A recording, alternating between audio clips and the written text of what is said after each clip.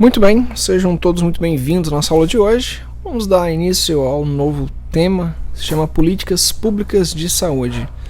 Ontem a gente falou sobre saúde coletiva, hoje vamos dar continuidade sobre as políticas públicas de saúde. Bem, na saúde, a passagem do século XIX para o século XX é marcada pelos interesses econômicos da elite em manter o trabalhador sadio para a manutenção da produção. Ou seja, o trabalhador estiver sadio, aumenta a produtividade, principalmente no contexto agrário exploratório.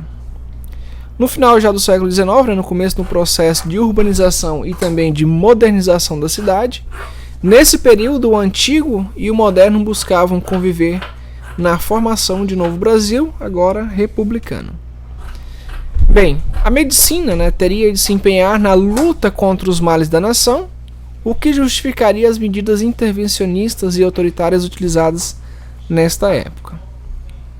Essas medidas de reformas urbanas e higienização da cidade que aconteceu no Rio de Janeiro, assim como a campanha da vacinação da população, marcaram esse período. Esse período foi dotado de severas medidas governamentais que teve como consequência a revolta da vacina, ocorrida em 1904. São fatos históricos bastante importantes, porque esses fatos marcam a política pública de saúde do Brasil.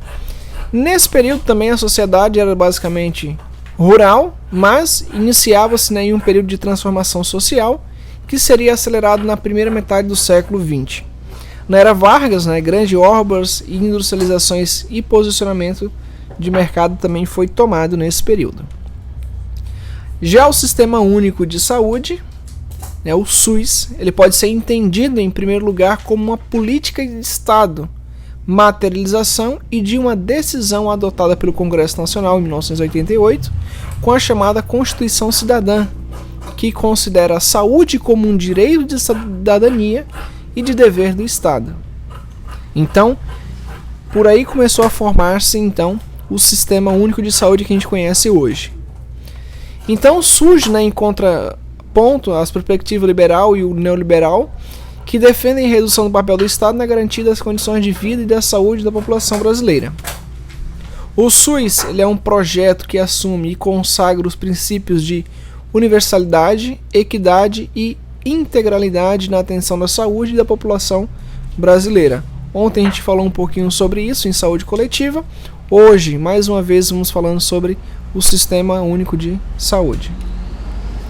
A Lei 8080 de 19 de setembro de 1990 dispõe sobre as condições para a organização e o funcionamento dos serviços. Já a Lei 8142 de 28 de dezembro do mesmo ano dispõe sobre a participação da comunidade e das transferências.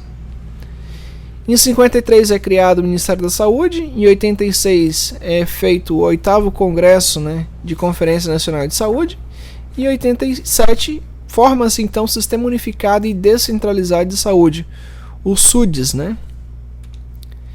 Já em 19 de setembro de 1990 é assinada a Lei 8080, que regulamenta o SUS em todo o território nacional e estabelece as diretrizes de ação do SUS em âmbito nacional.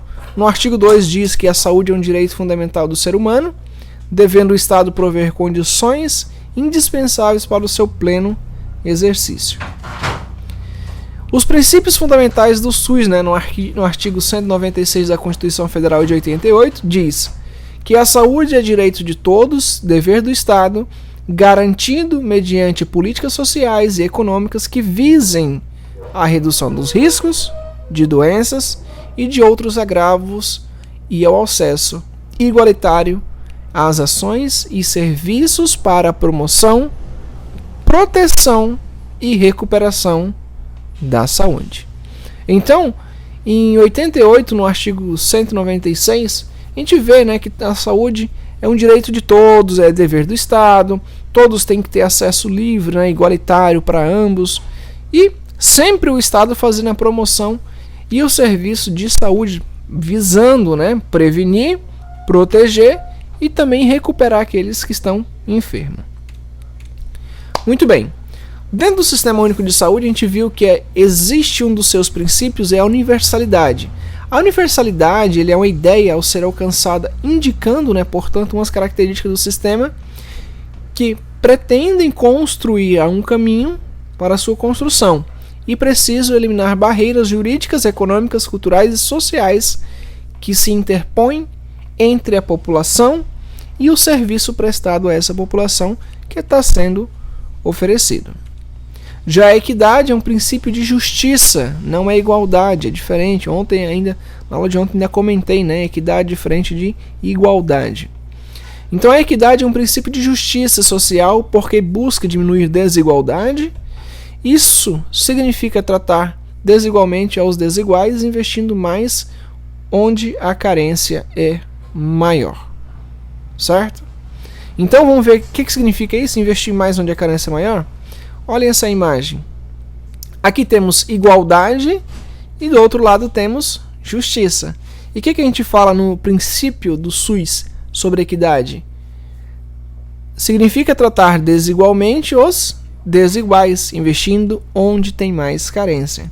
Então temos 3 personagens aqui vendo um jogo de futebol e todos receberam a mesma quantia, vamos supor, de verbas, serviços. Continua com deficiência, certo? Já a justiça, a equidade é diferente. Vamos investir onde a carência é maior. Então, se a gente vê o terceiro personagem aqui, a carência dele é maior. Isso é justiça.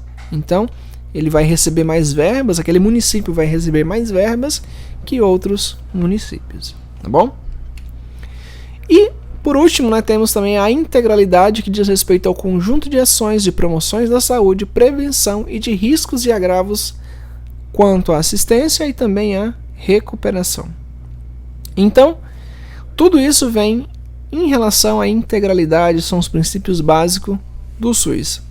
E o SUS sempre vai ser descentralizado, da gestão de sistema, que implica na transferência de poder de decisão sobre a política de saúde no nível federal para os estados e também para o município. Então, vem toda a responsabilidade de todas, Certinho? Muito bem. Bem, esse tema é bem extenso, vamos ficar aqui nessa primeira parte e amanhã a gente vai fazer a continuação na segunda parte sobre o Sistema Único de Saúde. Vejo vocês amanhã na nossa próxima aula.